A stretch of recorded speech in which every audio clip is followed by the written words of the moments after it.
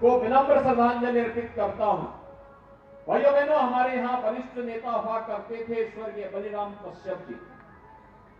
कई वर्षों तक संसद में उनके साथ हम लोगों को कार्य करने का अवसर प्राप्त हुआ। लंबे समय तक यहाँ की आवाज बनकर के उन्होंने यहाँ के विकास की आवाज को संसद पर रख करके यहाँ विकास की अनेक योजनाओं को लागू करने का कार्य किया। भले ही यूपीए की सरकार उन कार्यों को आगे न बढ़ा पाई हो, लेकिन भाइयों बहनों, प्रधानमंत्री मोदी जी के नेतृत्व में आज बस्तर के लिए आई हुई 12,000 करोड़ रुपए की परियोजनाएं स्वर्गीय बलिराम कश्यप के प्रति विनम्र श्रद्धांजलि को अर्पित करती है। और भाइयों बहनों, हमें प्रसन्नता है कि आज स्वर्गीय बलिराम कश्यप जी का उस व्यवस्था को जो उन्होंने वैचारिक पृष्ठभूमि के साथ जुड़े रहे, आज श्री दिनेश कश्यप जी उस व्यवस्था को आगे बढ़ाने का कार्य कर रहे हैं और आप सबका आशीर्वाद उनके साथ में है।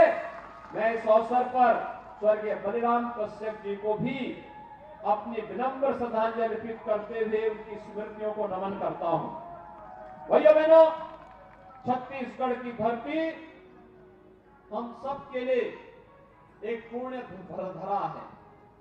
प्रकृति और परमात्मा के सीम कृपा इस धरातल पर है। आप याद करिए, भगवान राम के सबसे यानी वनवास कालखंड के अंदर जो उनके सबसे भिन्न सहयोगी थे, ये वही आदिवासी वनवासी बंधुगण हैं, गिरवासी बंधुगण हैं, जो आज भी व्यवस्था के साथ जुड़ करके कार्य कर रहे हैं। और चिंता मत करिए, ये सब सेना भगवान राम के साथ हजारों वर्ष पहले भी देश के लिए लड़ा था और आज फिर हम लोग मजबूती के साथ इस बात को कह सकते हैं कि इन्हीं बंधुओं की मदद से नक्सलवाद का भी खात्मा होगा और इन्हीं बंधुओं के बल पर धर्मांतरण की अनैतिक और वैध गतिविधियों को पूरी तरह लगाम लगाने का काम भी भारतीय जनता पार्टी की डबल इंजन की सरकार आने वाले समय में करेगी। भाइयों बहनों, छत्तीसगढ़ का अपना महत्व है।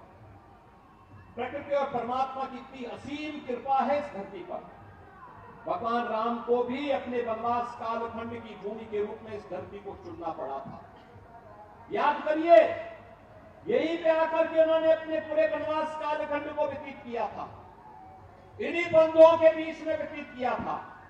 और कारण था यहाँ की प्राकृतिक सुंदरता और कारण था माता कौशल्या, जो भगवान राम की मां थी, उनका मायका भी तो छत्तीसगढ़ी है। याद करिए, आपको सरकार चुनने का सौभाग्य कब प्राप्त हो रहा है? जब अयोध्या में 500 वर्षों के बाद भगवान राम के भव्य मंदिर के निर्माण का कार्य पूरा होने जा रहा है। तो खुशी तो आपको भी होगी ना। और भाइयों बहनों, इसीलिए हम लोग आए हैं। बलिराम कश्यप यहां से चुनाव जीत करके जाएंगे, छत्तीसगढ़ में सरकार बनेगी तो अयोध्या धाम का दर्शन कराने के लिए यहाँ के बंधुओं को भी लेकर के आएंगे।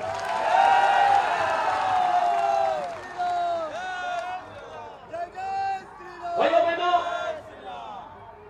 भारतीय जनता पार्टी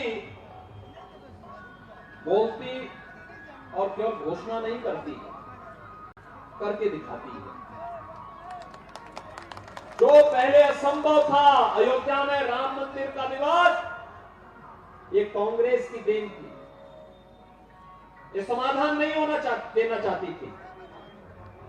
मोदी जी आए और उत्तर प्रदेश की जनता ने संकल्प लिया, उत्तर प्रदेश में भाजपा की सरकार आई तो भाइयों बहनों, डबल इंजन की सरकार ने विवाद का समाधान कर दिया, अयोध्या में राम मंदिर का मार्ग प्रशस्त कर दिया। भाइयों बहनों, ऐसे ही गरीब के लिए मकान नहीं, यह काम मोदी जी ने देश के अंदर 4 करोड़ गरीबों के लिए मकान दिए, लेकिन पिछले 5 वर्ष में 16 लाख मकान छत्तीसगढ़ के गरीबों के लिए दिए थे। लेकिन भाइयों बहनों, भूपेश बघेल की सरकार, कांग्रेस की सरकार ने यह पैसा भी बंदरबांट कर दिया। ये पैसा यहां के गरीबों के उत्थान के लिए था, उनके सिर को ढकने के लिए था। प्रधानमंत्री जी ने जो पैसा भेजा था, क्या उससे मकान मिला क्या यहां के गरीबों को? क्या यहां गरीबों को मकान मिला? नहीं मिला। लेकिन भाजपा को आने दीजिए, भाजपा मकान देगी। 18 लाख गरीबों को प्रधानमंत्री आवास योजना फिर से उपलब्ध करवाने का वायदा लोक कल्याण संकल्प पत्र में परसों माननीय गृह मंत्री जी ने, डॉक्टर रमन सिंह जी ने परसों घोषणा कर दी है। ये 18 लाख गरीब लखपति बनेंगे। याद रखना, यह काम केवल भाजपा ही कर पाएगी। भाइयों बहनों, हर घर नल योजना से घर घर जल मिला। मोदी जी ने पैसा दिया था।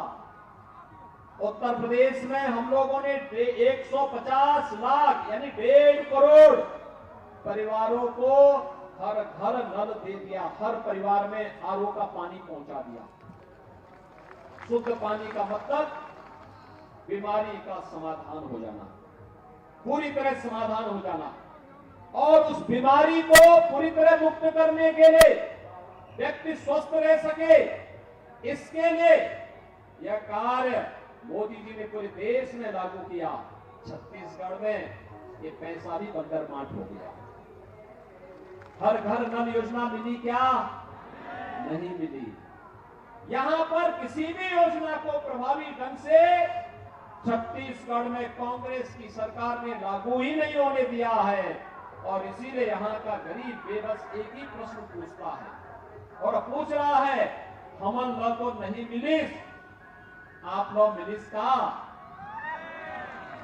यही तो प्रश्न पूछता है कि हमें तो नहीं मिला, क्या आपको मिल गया क्या? वही बेबस तरीके से कहता नहीं मिला। भैया मैंने ये बेबसी, ये लाचारी कब तक? ये कांग्रेस ये गरीबों का हक हड़प ले रही है। ये कांग्रेस गरीबों के हकों पे डाका डाल रही है। ये कांग्रेस यहां के संसाधनों पर डकैती डाल रही है। यहां पे कोयला घोटाला हो रहा है, यहां पर खनन घोटाला हो रहा है, यहां पर नौजवानों को मिलने वाली नौकरी में घोटाला हो रहा है। और यहां पर भाइयों बहनों, हमने बिहार में तो सुना था कि लालू जी की सरकार आई थी, उन्होंने चारा खा लिया था, भैंस का चारा खा लिया था। और कांग्रेस की सरकार यहां गोबर ही पचा गई। यानी अन्नदाता किसानों के खेतों में जो गोबर पड़ना चाहिए था, उसके नाम पर भी 10 रुपया किलो के हिसाब से 1300 करोड़ रुपए डकार गई है। डिस्ट्रिक्ट मिनरल फंड गांव-गांव में पगडंडी बनाने के लिए, कन्वेंशन सेंटर बनाने के लिए, यहां के स्पोर्ट्स सेंटर बनाने के लिए स्थापित होने चाहिए थे, उस पैसे को भी डकार गए। कांग्रेस के नेताओं ने बंदरबांट कर दिया। भाइयों बहनों, क्या भूपेश बघेल ने कोई जांच करवाई? नहीं करवाएंगे जांच। हम आएंगे, हम जांच करवाएंगे, भाजपा जांच करवाएगी, दोषियों को जेल भेजेगी और ऐसी सजा करेगी जैसे उत्तर प्रदेश में देखते होंगे ना, माफिया के खिलाफ क्या होता है। ये बौखलाहट है जो कल रतन दुबे के साथ हुआ है, स्वर्गीय रतन दुबे के साथ जो हुआ, ये नक्सलवादियों की और कांग्रेसियों की बौखलाहट है। उनको मालूम है डबल इंजन की सरकार आ रही है और आते ही इनकी छाती पर भी यूपी का बुलडोजर रौंदेगा इनको।